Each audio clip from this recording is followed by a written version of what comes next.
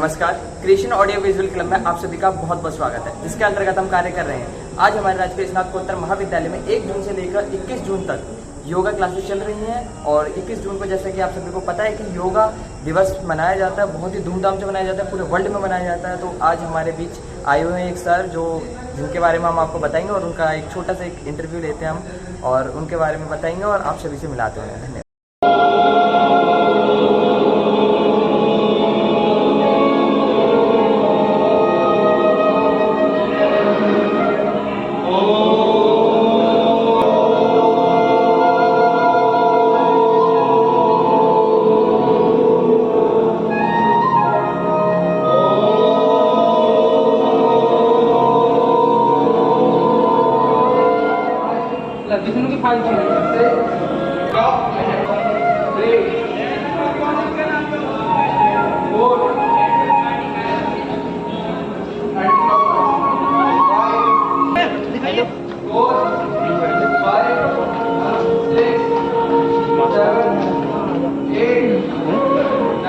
तो जैसे कि मैंने आप सभी को बताया था, हमारे साथ एक सर आए हुए, तो आपका बोलते हैं।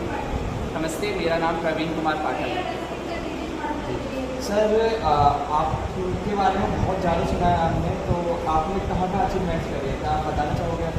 ज़रूर। मैंने योगासन प्रतिस्पर्धा में योगासन को गवर्नमेंट ने एज ए स्पोर्ट्स बना दिया है। वैसे मैंने एजुकेशन में बीएससी फिजिकल एजुकेशन किया हुआ है आफ्टर 12 और मैं साइंस टर्म का ही स्टूडेंट्स रहा हूँ। और मैंने MSc in yoga science and therapy किया है। अब मैं योगा में पीएचडी कर रहा हूँ। बाकी मैंने जो ऑल इंडिया यूनिवर्सिटी गेम्स होते हैं उसमें भी मेरे पास गोल्ड है, सिल्वर है, और जो हमारे नेशनल गेम्स होते हैं जो ओलंपिक ही ऑर्गेनाइज कराती है उसमें भी मेरे पास ब्रॉन्ज मेडल है।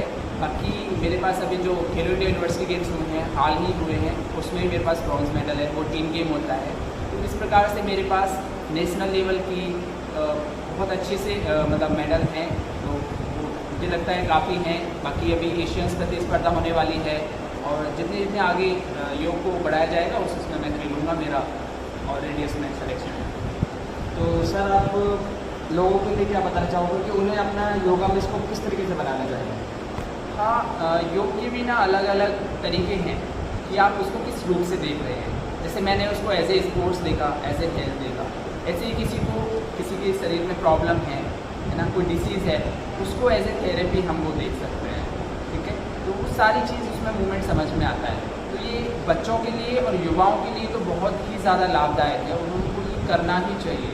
जैसे मैंने ये नहीं सोचा था कि मैं इतने नेशनल तक खेलूँगा या मेडल ले आऊँगा, लेकिन मुझे लगा कि हेल्थ के लिए बहुत अच्छा है, इसलिए मैंने उसको अपनाया और मैंने धीरे धीरे प्रैक्टिस की, अभ्यास किया।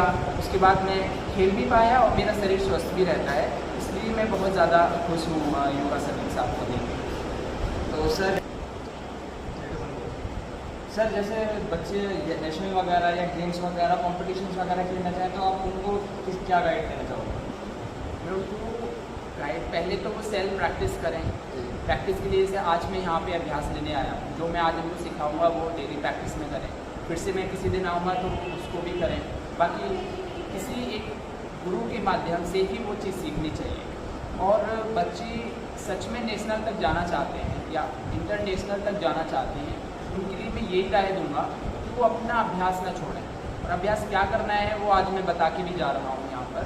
और उनको धीमे धीमे सीढ़ी, पहले डिस्ट्रिक्ट लेवल होता है, फिर स्टेट लेवल होता है, देन नेशनल होता है। तो ये सारी सीढ़ियाँ उनको पार करनी पड़ती हैं। अगर वो डिस्ट्रिक्ट में ही हार जाते हैं तो उनको फिर से प्रयत्न करना पड़ेगा।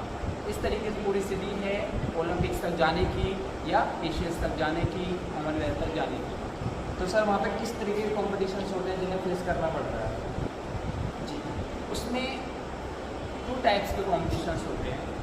एक जो फेडरेशन कराती है उसमें 5 प्रकार के अलग अलग भाग हैं, जिसमें एक इंडिविजुअल है, एक इंडिविजुअल विद म्यूज़िक है, एक डबल्स विद बॉडी टचिंग जिसको हम पेयर बोलते हैं, और एक है रिदमिक पेयर जिसमें बॉडी टच नहीं होता, 2 बंदे एक साथ परफॉर्मेंस करते हैं। ठीक है, उसका फ्लोर होता है 8x8 होता है, 10x10 होता है। तो इस सारी चीज़ को लेकर, और एक ग्रुप का होता है जिसमें 5 खिलाड़ी प्रतिभाग करते हैं। और जो ऑल इंडिया यूनिवर्सिटी गेम्स हैं जिसमें हमको सूर्य नमस्कार करना पड़ता है, 5 कंपलसरी आसन करने पड़ते हैं, और 9 ऑप्शनल आसन हैं जिनमें से हम 4 लेके परफॉर्म कर सकते हैं। तो इस प्रकार के वो पूरे 10 पोस्चर्स हो जाते हैं ऑल इंडिया यूनिवर्सिटी में। उसके हिसाब से फिर हमको मार्किंग होती है। मार्किंग भी एक एक शरीर के पॉइंट्स को देखकर, टेक्निक्स को देखकर, बॉडी अलाइनमेंट को देखकर, फ्लेक्सिबिलिटी देखकर, बैलेंस देखकर, फेस एक्सप्रेशंस देखकर ही उसको मेज़र किया जाता है, ना कि वो हम सिर्फ देख के और किसी के साथ मित्रता के भाव से उसको मेडल नहीं देते हैं। तो ये पूरा सारा देखा जाता है। तो सर आप लोगों को क्या इसके बारे में बताना चाहोगे कि हमें इसके लिए क्या करना चाहिए, इसमें क्या स्कोप है, आप स्कोप के बारे में बताना चाहोगे? ऐसे आप खिलाड़ी सोचते हैं या ऐसे ही आप पेशेंट सोचते हैं, तो ये दोनों एक हेल्थ के लिए लेके जाते हैं। और आप ऐसे खिलाड़ी सोचते हैं तो अब धीमे धीमे इंडियन गवर्नमेंट ने उसको बहुत ज़्यादा प्रोत्साहन दिया है और उसको ऐसे ऐसे गेम में यूज़ किया है। जैसे खेलो इंडिया हो गया। खेलो इंडिया अपने आप में एक गवर्नमेंट गेम है। और जो अभी 36 नेशनल गेम्स हुए थे वो एक ओलंपिक एसोसिएशन ही ऑर्गेनाइज कराती है, तो वो भी एक गवर्नमेंट का गेम है। जिसमें मैं आपको बता दूँ, बड़ी इंटरेस्टिंग बात है, मेरा ब्रॉन्ज मेडल आया था फ्रॉम हरियाणा। तो हरियाणा गवर्नमेंट ने मेरे को 3 लाख रुपीज़ दिए थे। तो एक खिलाड़ी के लिए 3 लाख मिलना और इतना बड़ा सम्मान मिलना ही बड़ी गर्व की बात है।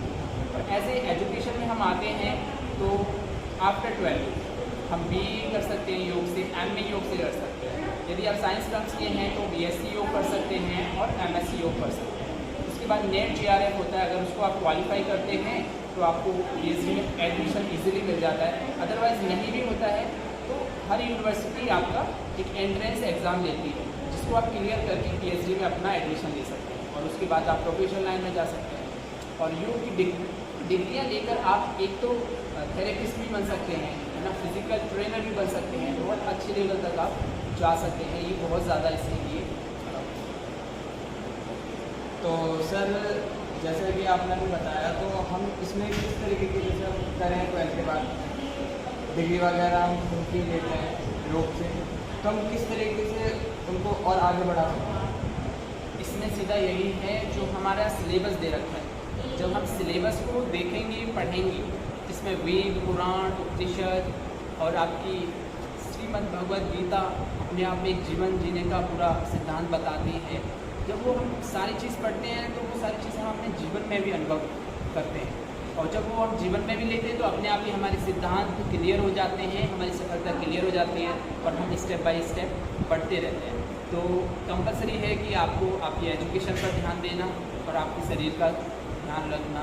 और योग एक सिर्फ थ्योरी नहीं है, जितना थ्योरी को पढ़कर प्रैक्टिकल करेंगे उतना वो ज़्यादा आपको लाभ देगी। तो मुझे लगता है कि योग करना चाहिए। तो जो एंट्रेंस होते हैं वो रिटर्न बेस होते हैं या फिजिकल बेस होते हैं? बिल्कुल बिल्कुल।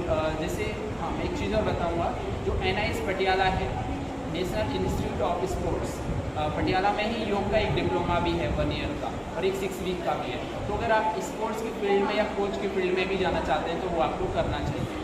तो ये जितने भी एग्ज़ाम्स हैं ये सब रिटन बेस पर होते हैं, लेकिन अगर आप स्पोर्ट्स की रूप से देखेंगे तो उसमें फिर आपको प्रैक्टिकल भी अपना बॉडी को दिखाना पड़ता है कि हाँ हम उसके लायक हैं कि नहीं। सर आपसे मिलकर बहुत अच्छा लगा और इतनी सारी जानकारियाँ मिली सर से हमें, तो हमें भी बहुत अच्छा लगा और आप सभी को भी अच्छा लगा होगा। तो उम्मीद करते हैं कि आप सभी भी योग करिए और योग के इतने सारे आपको फ़ायदे बताए सर ने, इतने सारे स्कोप्स बताए, तो इन पर ध्यान दीजिए। चलो इधर